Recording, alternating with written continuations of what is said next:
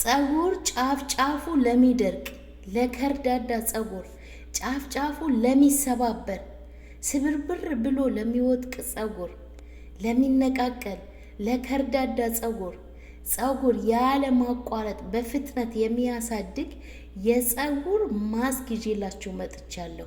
አሰላሙ አለይኩም ውድና የተከበራችሁ የሮዛ ጉራጌ ቻናል ቤተሰቦች እንዴት ናችሁ? ዛሬ በሚገርም ሁኔታ ፀጉራችሁ በአንድ ጊዜ ስትቀቡት ለውጥ የምታገኙበት የፀጉር ማስክ ነው።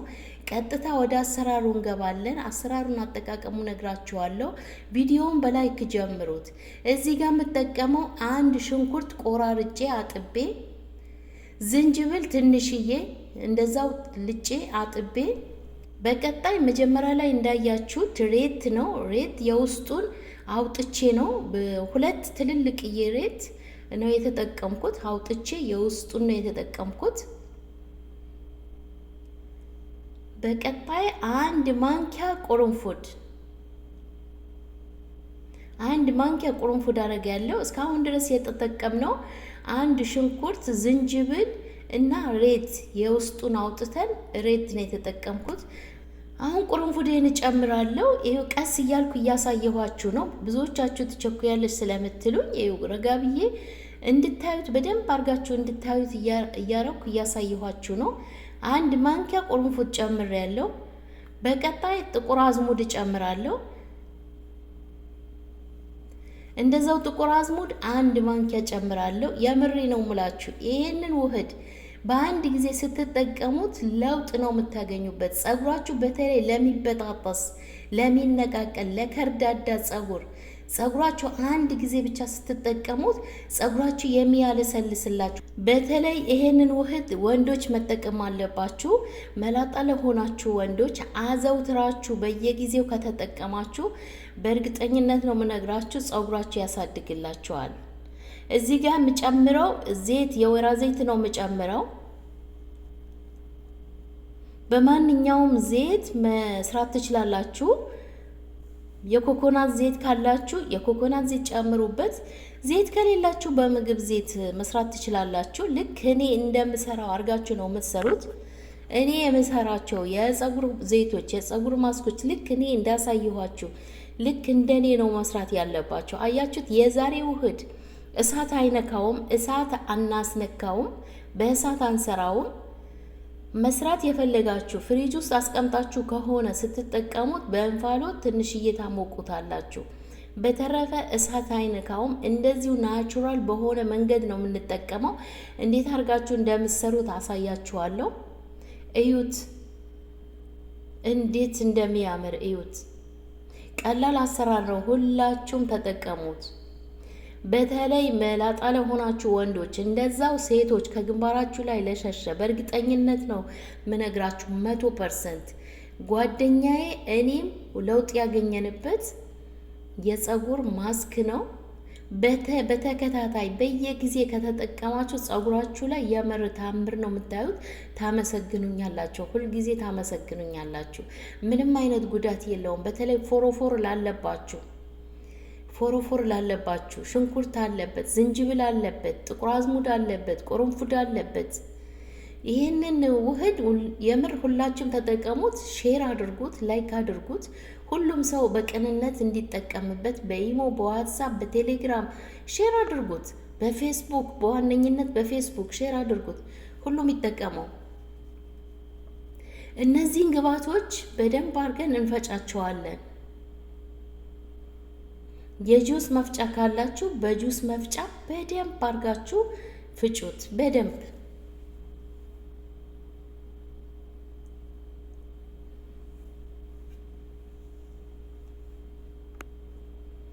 ሰሞኑን የሰራውላችሁ የፀጉር ዘይት ሁላችሁም ወዳችሁታል። በየቀኑ የምትጠቀሙት ዘይት ሰርቼላችሁ ነበር። ብዙዎቻችሁ በኮሜንት ጠይቃችሁኛል።